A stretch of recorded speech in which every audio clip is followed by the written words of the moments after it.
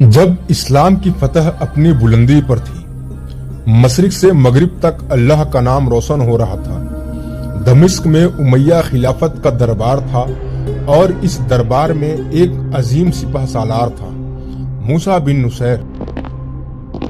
موسیٰ ایک ایسا سپہ سالار جو عمر میں بزرگ تھا مگر تجربے میں سمندر جیسا گہرا۔ اس نے عرب کی فوج کے ساتھ پورے افریقہ کو فتح کر لیا، وہ علاقہ جو کبھی بیزنٹائن کا حصہ تھا مگر اب وہاں اسلام کا پرچم لہرا رہا تھا۔ موسیٰ کی دانش مندی اور محنت سے بربر قبیلے جو کبھی اسلام دشمن تھے اب اسلام کے لیے اپنی جانیں تک قربان کر رہے تھے۔ بربر وہ لوگ تھے جو افریقہ کے ریگستان، پہاڑوں اور جنگلوں میں رہا کرتے تھے۔ یہ تیز ترار اور جنگجو قوم تھی۔ موسیٰ بن نصیر نے پورے افریقہ کو اسلام کے ایک جھنڈے تلے جمع کر لیا۔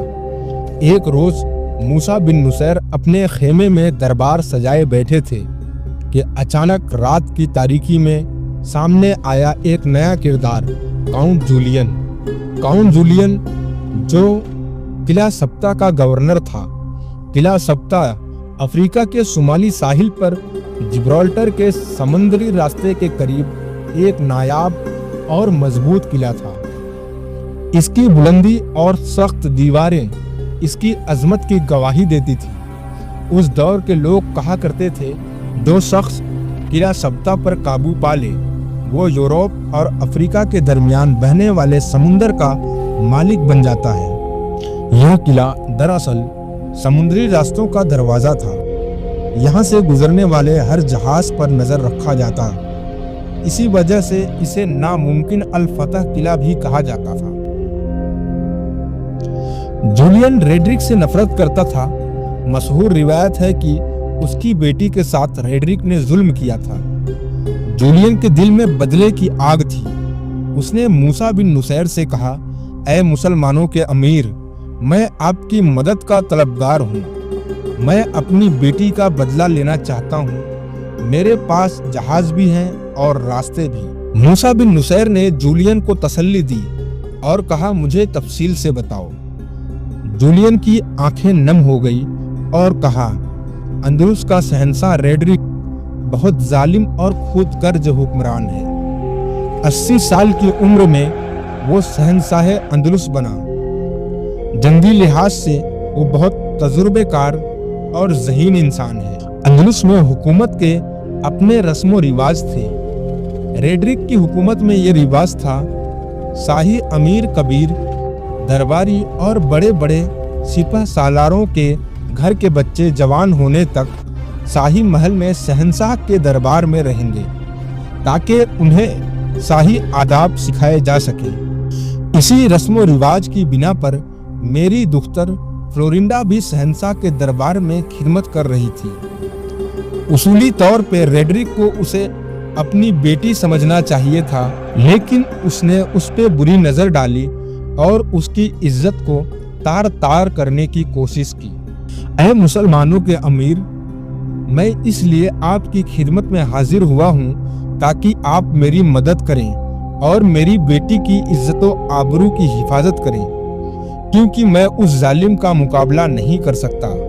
اگر آپ میری مدد کریں تو میں بنا کسی مزاحمت کے قلعہ سبتا آپ کے حوالے کر دوں گا۔ قلعہ سبتا وہ مضبوط قلعہ ہے جسے فتح کرنا لگ بھگ ناممکن سمجھا جاتا ہے۔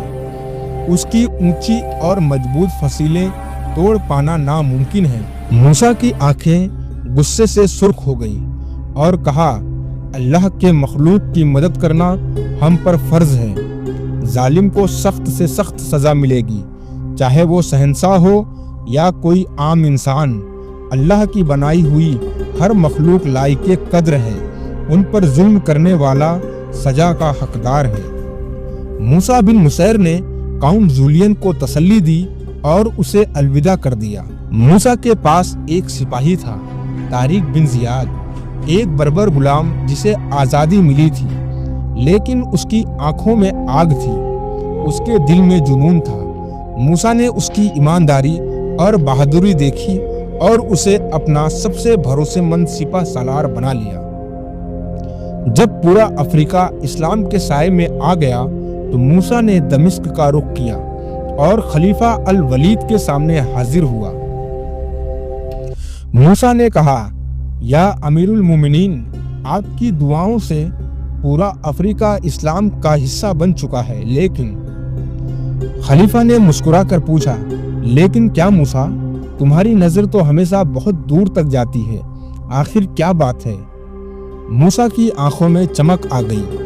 मूसा ने कहा, अमीरे मोहतरम, समुद्र के उस पार एक सरजमीन है जहां से हम पर हमेशा हमला होता रहता है। उस सरजमीन को लोग हिस्पानिया कहते हैं और हम उसे अल अंदलुस कहते हैं। यह वो देश है जहां दूध और शहद की नदियां बहती है, लेकिन वहां का बादशाह बड़ा ही जालिम है। लोग उसके जुल्म से परेशान हैं। अगर हम चाहें तो वहां भी अल्लाह का नाम बुलंद हो सकता है। खलीफा ने गहरी सांस ली और कहा, मूसा, तुम्हारी बात में एक दौर का तकाजा है। अगर अल्लाह ने चाहा तो वह जमीन भी इस्लाम का मस्कन बनेगा।